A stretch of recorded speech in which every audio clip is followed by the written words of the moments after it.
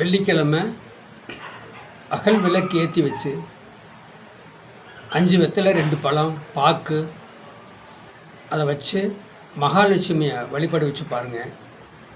அந்த தீபம், அதாவது அந்த 5 வெத்தலை 2 பழம் பாக்கு முடிஞ்சால் உப்புக்கல் ஒரு கிண்ணத்தில் உப்புக்கல் வச்சு தீபம் ஏற்றி வெள்ளிக்கிழமை மகாலட்சுமி தாயாரை வழிபட வச்சு பாருங்கள். மல்லிகைப்பூ முடிஞ்சால் அந்த விளக்கு சுற்றி மல்லிகைப்பூ வச்சு பாருங்கள். கற்பூரம், பச்சை கற்பூரம் வைக்கலாம். உப்பு, பச்சை கற்பூரம், மல்லிகைப்பூ இதை வச்சு நீங்கள் வழிபாடு வச்சு பாருங்கள். மகாலட்சுமி தாயார் உங்கள் வீட்டுக்கு வருவாங்க. அப்புறங்க நீங்கள் இந்த குபேர சிலை வச்சுருந்தீங்கன்னா பக்கத்திலே ஒரு சின்ன கலசம் மாதிரி சொம்பு, பித்தளை சொம்பில் கலசம் மாதிரி, அதில் எண்ணிக்கையில் 6 ரூபா 6 நோட்டு கூட போடுங்க. இப்போ 100 ரூபா நோட்டு 6 போடலாம், 500 ரூபா நோட்டு 6 போடலாம், 20 ரூபா நோட்டு 6 போடலாம். இப்படி போடுங்க.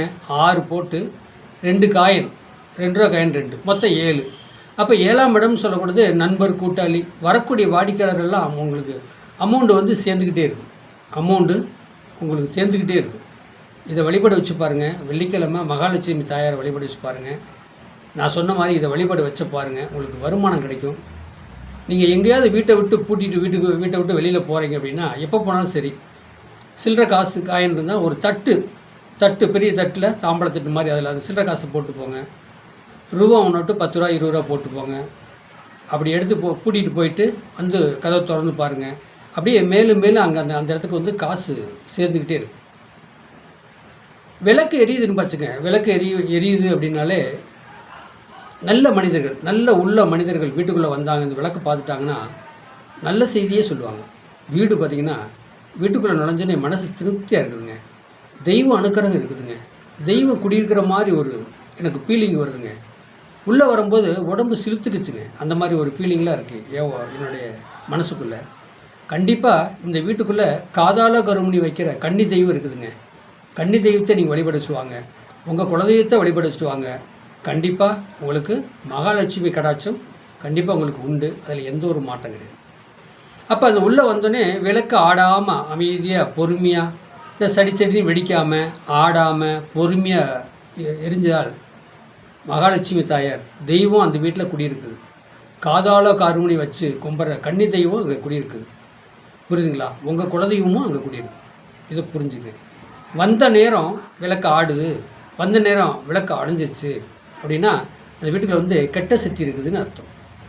அப்போ அந்த விளக்கு சடிச்சடின்னு வெடிக்குது, ஆடுது, இங்கிட்டு ஆடுது அப்படின்னாலே கெட்ட ஆத்மா, கெட்ட சக்தி அங்கே இருக்குதுன்னு அர்த்தம். அப்போ அந்த கெட்ட சக்தியை சுத்தம் பண்ணுறதுக்கு மழை வந்தால் மழை நீர் நீங்கள் பிடிச்சி வைங்க. பிடிச்சி வச்சு வீடெல்லாம் கழுவி பச்சை கற்பூரம் இதெல்லாம் போட்டு நீங்கள் வீடெல்லாம் கழுவி விட்டு அந்த மழை நீரை தொளிச்சு வச்சு நீங்கள் விளக்கு போட்டு பாருங்கள். அந்த தீபம் சடிச்சடின்னு வெடிக்காது, ஆடாது, அமைதியே எரியும். அப்போவே உங்களுக்கு நீங்கள் தெரிஞ்சுக்கலாம், கெட்ட சக்தியெல்லாம் போயிடுச்சு, நல்ல சக்தி வீட்டில் இருக்குது, தெய்வம் அனுக்கிரகம் இருக்குது அப்படின்னு நீங்கள் புரிஞ்சுக்கலாம். இதை நீங்கள் செஞ்சு பாருங்கள். மழை நீர் சேமிப்புங்க, சேமித்து பாட்டில் பிடிச்சி வைங்க. வெள்ளிக்கிழமை கொஞ்சம் துளிச்சு விடுங்க. அப்படி திருச்செந்தூர் போனால் கடல் நீர் கொண்டாந்துங்க ஒரு 2 பாட்டில். இந்த மழை நீரை சேமித்து நீங்கள் வீட்டில் தெளிச்சுட்டு பாருங்கள். மகாலட்சுமி தாயார் குடியிருக்கும். என்றைக்கும் பணம் உங்களுடைய பேங்க் அக்கௌண்ட்லேயும் சரி, நீங்கள் பணம் இருப்புலேயும் சரி, பீரோலையும் சரி, பணம் எப்போவுமே இருக்கும். இதை செஞ்சு பாருங்கள், உங்களுக்கு நல்லதே நடக்கும். வாழ்க வளமுடன். வாழ்த்துக்கள். என்னுடைய சேனலை சப்ஸ்கிரைப் பண்ணுங்கள், பெல் பட்டன் ஆன் பண்ணுங்கள், மற்றவங்களுக்கு ஷேர் பண்ணுங்கள். 95 14 77 10 74 நம்பருக்கு வாட்ஸ்அப்பில் சாதகம் அனுப்புங்க. வாழ்க வளமுடன். வாழ்த்துக்கள்.